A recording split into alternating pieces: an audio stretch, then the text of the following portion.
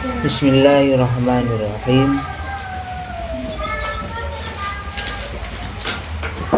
Terdahulu itu arti sifat kidam. Belajarlah agar kamu bisa paham. Ini masih tentang sifat tentang iman kepada Allah. Kalau kemarin kita belajar tentang wujud, sifat wujud, Allah itu ada, pasti ada, tidak akan binasa. Sekarang selanjutnya yaitu Allah itu kidam. Kidam itu apa? Terdahulu. Terdahulu paling lambe. Paling lambe.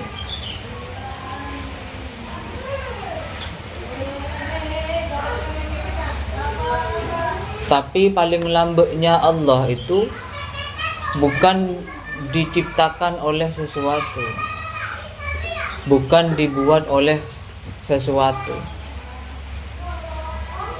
Lambeknya Allah ya karena ada. Lambeknya Allah ya karena ada.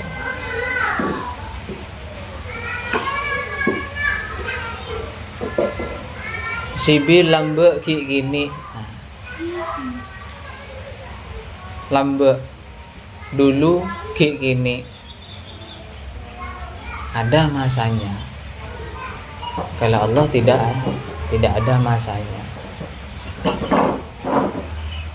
Abi lambek kemian. Ada masanya. Ada ceritanya, ada tahapannya. Kalau Allah itu tidak ada. Lambe ya lambe. Allah dari lambe sampai sekarang itu sama. Apa? Sama Tuhan. Sama-sama Tuhan. Kalau kita lambe kina karena setia lah raja.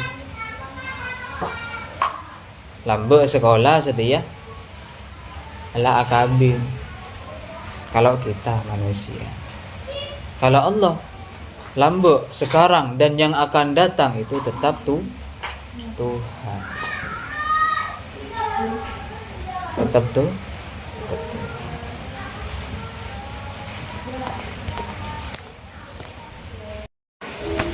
Selanjutnya bako kekal itu sifatnya ilahi, kekekalan yang tak dapat diakhiri. Selanjutnya yaitu Allah itu bako, Allah itu kekal. Kalau bahasa kita itu kebal, tahan banting. Allah itu kekal, Allah itu kebal. Kalau kita manusia ada namanya meninggal dunia atau mati. Tapi kalau Allah tidak ada.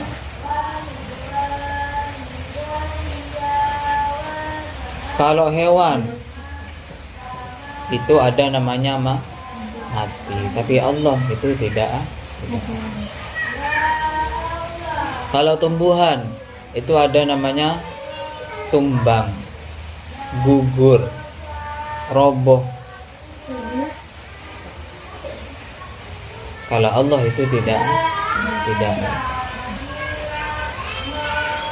Allah akan kekal selama-lamanya. Bahkan dunia ini ada namanya hari kiamat, hancurnya alam semesta. Tapi kalau Allah tidak ada. Allah tidak akan tidak akan hancur, tidak akan mati.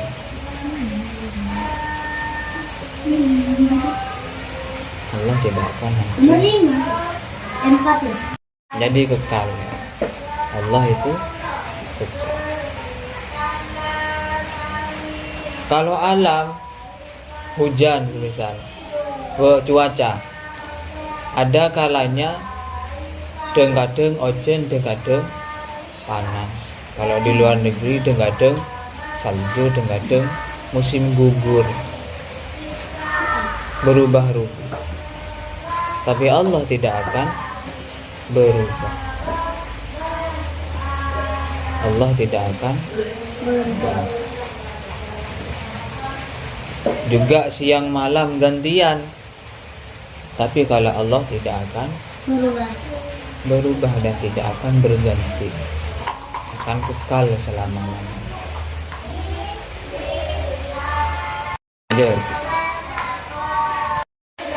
Empat, mukhalafatuhu lil hawadisi, tak serupa dengan makhluknya.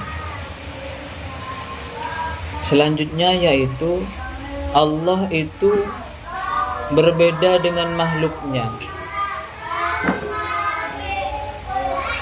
Berbeda dengan makhluknya. Makhluknya siapa? Ya banyak. Ada alam semesta ini, ada manusia, ada tumbuhan. Semua ini makhluk Allah. Dan Allah itu berbeda dengan makhluknya. Contoh, kalau manusia ada bentuk, ada wajah, ada rupa. Kalau Allah tidak ada. Kalau cuaca ada panas, ada dingin, tapi kalau Allah tidak ada.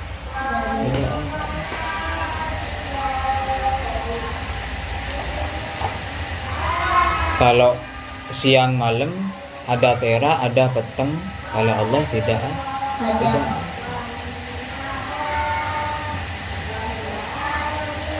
Apapun itu, Allah berbeda dengan makhluknya. Loh, berarti Allah tidak hebat. Nah, bukan tidak hebat, justru makhluknya Allah ini beragam macam-macam itu karena kehebatan Allah, ya enggak? Iya. Deki nindi wi raya pepada.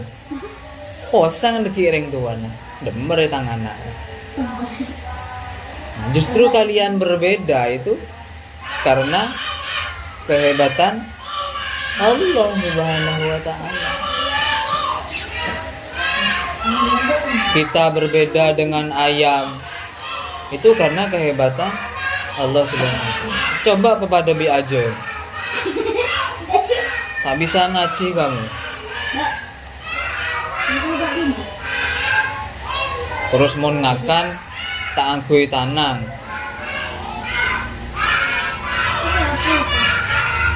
Hah? Ayam. Lihat sendiri ayam makan gimana. Bayangkan kamu kayak gitu.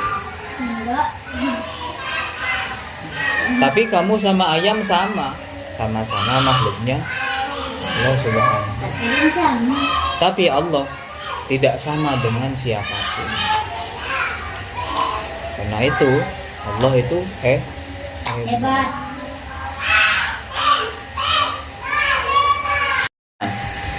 Berdiri sendiri itulah artinya. Duh. Yang kelima ya, qiyamuhu binafsihi, itu juga termasuk sifat ilahi. Berdiri sendiri itulah artinya, jangan lupa engkau untuk menghafalkan. Qiyamuhu binafsihi, berdiri sendiri. Maksudnya apa? Allah tidak butuh siapapun. Allah mampu melakukan sesuatu sendirian. Kalau kita tidak mampu belajar Al-Quran, belajar ngaji, kudu beda guru, tidak mampu belajar sendiri. Pakai baju aja kita tidak mampu, harus minta tolong tukang jahit. Tukang jahit harus minta tolong kepada tukang kain. Tukang kain harus minta tolong kepada petani-petani ulat sutra. Dari ulat itu. Ya toh. Petani-petani ulat sutra minta tolong kepada alam. Tidak bisa berdiri sendiri.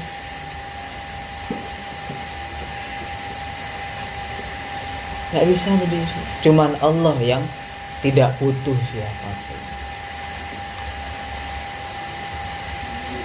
Maka kita sebagai manusia biasa sudah nolongin, itu biasa sudah, karena itu manusia nolongin.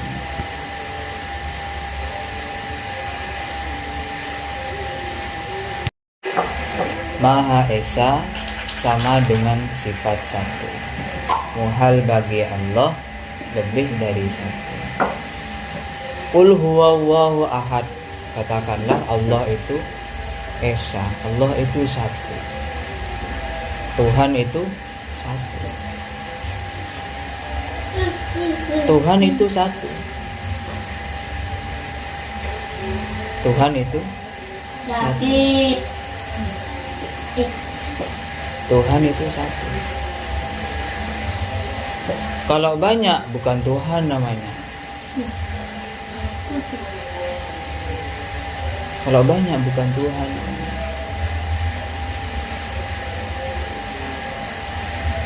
Ibarat seorang pemimpin. Contoh seorang pemimpin, presiden lah. Presidennya satu.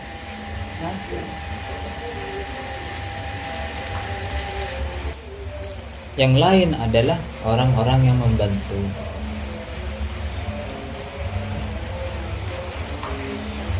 Apalagi ketua kelas cuman satu.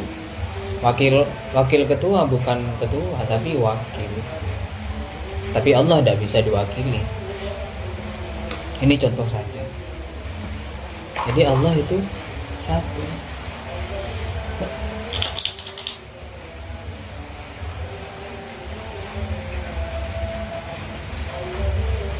Kalau ada Tuhan selain Allah itu kan berarti Tuhan. Tapi apa? Dianggap Tuhan. Dianggap Tuhan. Contoh, ya maaf ya. Kalau di agama Hindu itu ada namanya dewa. Tuhannya kan disebut dewa. Dewa hujan. Dewa yang Tuhan yang mengatur hujan. Terus ada lagi dewa gugur, musim gugur. Terus kalau musim hujan barengan sama musim gugur gimana? Berarti itu hanya rebuan. Musim hujan. Ini contoh saja. Berarti itu hanya rebuan. Nah, dari situ sudah tidak masuk akal. Tuhan kok rebutan? Tuhan kok rebutan? Maka Tuhan kita Allah Subhanahu wa ta'ala itu bukan banyak tapi cuma satu. Karena cuma satu, fokusnya hanya kepada Allah karena cuma satu. Tapi karena Tuhan kita itu satu, mampu menciptakan banyak cerita-cerita hidup.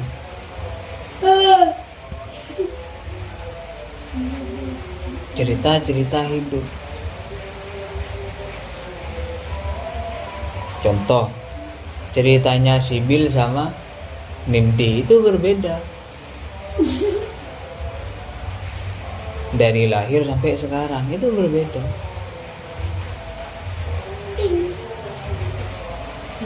Dan itu dari Tuhan yang satu. Dari Tuhan yang satu.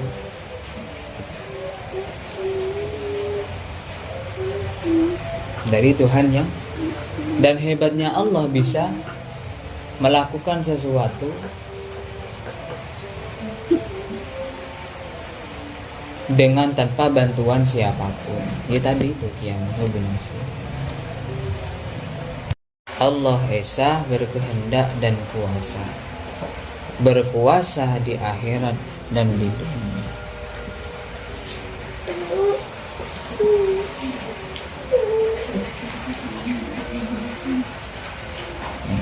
Allah Maha Esa berkehendak. Kehendak itu apa sih? Karep. Karep.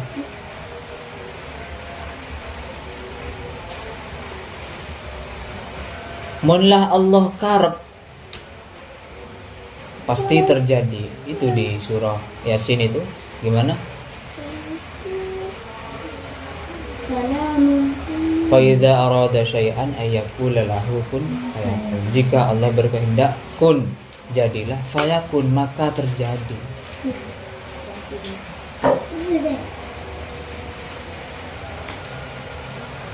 Allah mengharapkan gunung ini terbalik. Apakah bisa? Bisa. Jika Allah berkehendak.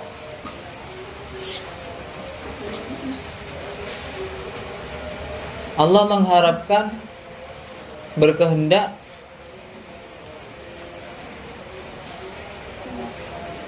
kita mati hari ini, semisal tanpa sakit, tanpa tanda-tanda. Apakah bisa? Jika Allah berkehendak bisa. Maka dari itu kita sebagai makhluknya montro apa boy, pengen apa aja itu berharapnya kepada Allah. Karena hanya Allah yang bisa memberi kita harapan, dan hanya Allah yang mampu mengabulkan harapan, ya berupa doa, berupa ibadah. Itu kan semuanya kita mengharap.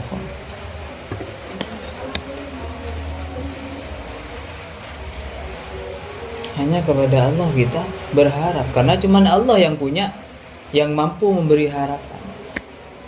Kalau orang tua kita sih, misal Bu pengen beli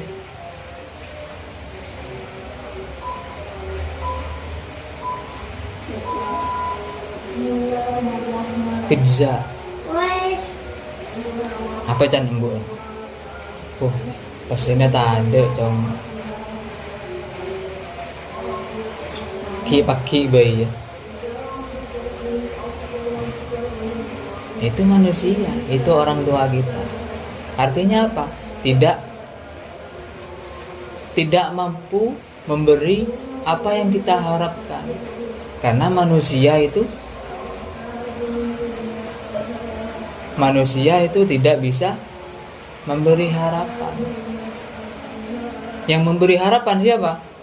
Mengabulkan harapan hanya Allah Subhanahu wa Ta'ala. Siapa tahu kita sering berdoa, sering berzikir, apalagi sering menabung tanpa mengharapkan orang tua, kita nabung, kita berdoa, mulai pizza, menyenangkan diri sendiri, juga menyenangkan orang tua, menghadiahkan kepada orang tua. Itu lebih baik kayak gitu daripada kita marah-marah kepada orang tua misal. Bahkan banyak itu kan di TV itu apa, orang tuanya ditendang ya, itu masih disiram air panas. Itu gara-gara apa? Gara-gara dia mengharap sesuatu kepada manusia, sedangkan manusia itu hanya terbatas. Hanya terbatas. Ya uangnya terbatas, ya kebutuhannya terbatas. Maka kita sebagai anak, sebagai makhluk, sebagai santri, apa yang harus kita lakukan? Pertama, harus selalu berharap kepada Allah. Kalau mengharap kepada orang tua ada apa-apa, tapi jangan memaksa. Tetapi ada yang lebih baik. Gimana? Kita jangan mengharap ke orang tua, menyusahkan orang tua. Justru kita yang harus berusaha meringankan beban orang tua Dua. semampu kita.